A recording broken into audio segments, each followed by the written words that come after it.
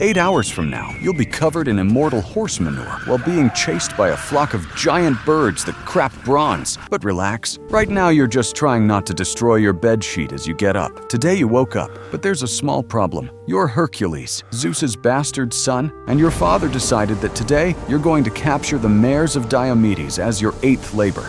Congratulations. Nothing like waking up knowing your day will involve man-eating horses. You open your eyes, and the first thing you smell is dried sweat mixed with hydra blood that you still haven't managed to completely wash off your skin. It's been 3 days since your last decent bath. You try to stretch your arm to scratch your nose and accidentally rip off the headboard. Again, that's the 5th bed this month. Ah, the privileges of superhuman strength. You can't even sleep without causing a real estate disaster. You get up and feel the stone floor groan beneath your feet. Literally, the rock cracks a bit. If I were you, I'd try walking on my tiptoes, but I know you don't have that kind of delicacy. You walk to the water basin to wash your face and hold the pitcher as carefully as possible. It doesn't work. The handle breaks in your hand like it's made of wet paper, water everywhere. Great start to the day. You look at the polished bronze mirror and see the reflection of a muscular man covered in scars. Handsome? Maybe, but that tired look doesn't fool anyone. You're exhausted? It's not physical tiredness. You could fight a cyclops right now if you had to. It's the exhaustion of knowing that no matter how many monsters you kill, your father up on Olympus will invent another little job for you to prove your worth. Spoiler, you'll never prove enough. The door opens and a messenger rushes in. He can barely look you in the eye. I get it. You have that intimidating presence of someone who strangled giant serpents before learning to talk. The guy stutters something about Eurystheus, your cousin and king of Tyrants, wanting to speak with you. You sigh. Of course he does. Eurystheus always wants something, and that something always involves you almost dying. You put on your sleeveless tunic, the only piece of clothing that doesn't restrict your movements when you need to. I don't know, rip off a lion's head with your bare hands. You grab your club, that chunk of tree you ripped from the ground years ago that weighs more than 3 men combined. To you, it's light as a twig. As you walk through the palace, everyone moves aside. Nobody wants to be the unlucky bastard you bump into and accidentally turn into paste. You arrive at the throne room, and there's Eurystheus, sitting on his golden throne, sweating bullets as always. The guy has been afraid of you since childhood. Zeus played with fate and made this coward your superior. What a wonderful cosmic joke. Eurystheus clears his throat and announces your next labor: capture the Mares of Diomedes, flesh-eating horses owned by a psychopathic Thracian king. Enjoy this moment of relative calm, because soon you're going to discover that flesh-eating horses wasn't a metaphor. You leave the palace without saying a word. There's nothing to say. It's obey or keep paying for that fit of madness Hera caused when you killed your own family. Oh yes, that lovely detail. You're doing these labors as penance for a massacre you committed under divine influence. Fair? No.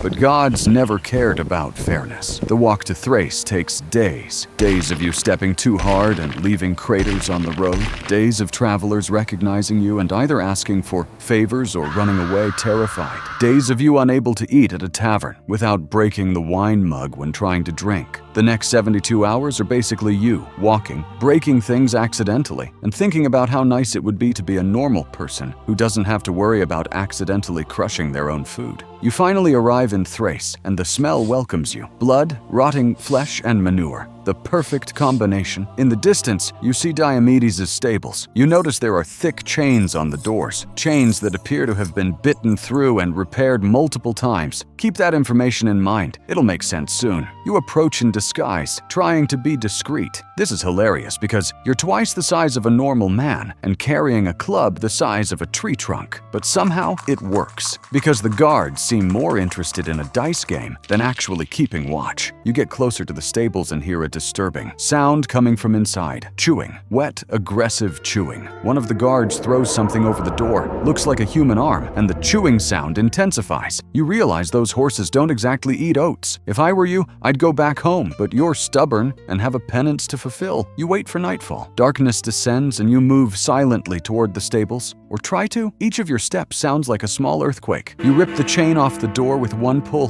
The metal screams and breaks apart. Subtle as a lightning bolt from Zeus, Congratulations. You open the door and there they are. 4 enormous mares with red eyes glowing in the darkness and teeth that are definitely not herbivorous. One of them is gnawing on what looks like a human rib.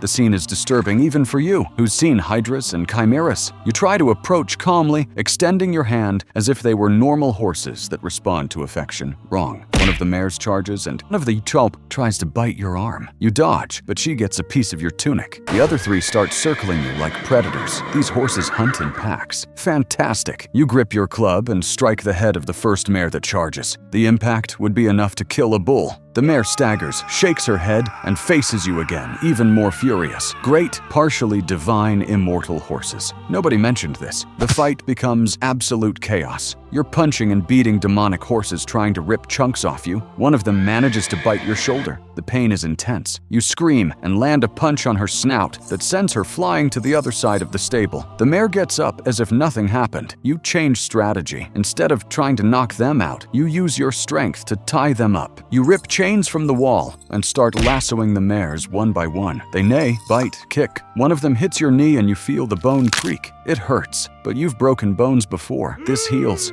After a fight that seems to last hours, you manage to tie up all 4 mares. They keep thrashing, foaming at the mouth, trying to bite you. You drag all of them out of the stable at once, using brute force. Your muscles scream, your wounds bleed, but you can't stop. It's at this moment that Diomedes appears with his soldiers. The Thracian king is a large man, covered in tattoos and wearing a psychopathic smile. He looks at you stealing his mares and laughs. It's not a nervous laugh. It's the laugh of someone who's genuinely having fun. "Hercules," he says, drawing his sword. "I've heard of you. They say you're Zeus's son. My mares will love tasting divine flesh. You're tired, wounded, and holding 4 furious man-eating horses. This isn't the best time for a fight. But when has your life ever been a good time for anything?" Diomedes charges and you do the only logical thing. You release the mares on him. The horses, starving and furious, forget about you for a moment and focus on the fresh meat that just showed up. Diomedes screams. It's not a war cry. It's a scream of pure terror. His soldiers try to help, but the mares are relentless. I'll spare you the graphic details, but let's just say there are lots of chewing sounds and screams that get progressively quieter. You take advantage of the chaos to grab the chains again and regain control of the mares. They're more docile now, satisfied with their recent meal. How disgusting. You tie the mares to a stolen cart and begin the journey back to Tyrannus. The trip is a nightmare. The mares constantly try to escape. One of them almost rips off your finger when you get too close. Another spits out pieces of something you'd rather not identify. After days of hellish travel, you finally arrive in Tyrannus. You're covered in blood, yours and others, sweat, mud, and horse manure. Your body is a map of bruises and bites. You drag the mares to the palace, and Eurystheus almost faints when he sees them.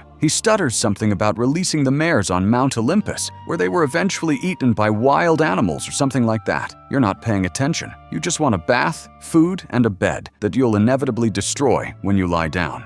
As you walk away, you hear Eurystheus mumbling about the next labor. There's always a next one. You sigh so deeply that a nearby window vibrates. Back in your quarters, you finally manage to take a bath. The water turns brown in seconds. You scrub your skin hard, trying to get rid of the smell of death and manure. It doesn't help much, but at least you try. You ask for food, and when they arrive with an entire roasted pig, you accidentally crush half of it while grabbing it. The servants pretend not to notice. You eat what's left, lie down on the patched-up bed, and feel every muscle in your body ache. People think being a demigod is glorious. Nobody talks about the constant pain, the loneliness of being too strong to connect with normal people, or the fact that your father uses you as a tool and your cowardly cousin treats you like a servant. You close your eyes. Tomorrow will be another day, another impossible labor, another chance to almost die, proving something you'll never be able to fully prove. I finish observing you fall asleep while your hand unconsciously squeezes the sheet and tears it in half. Even sleeping, you destroy things. And tomorrow,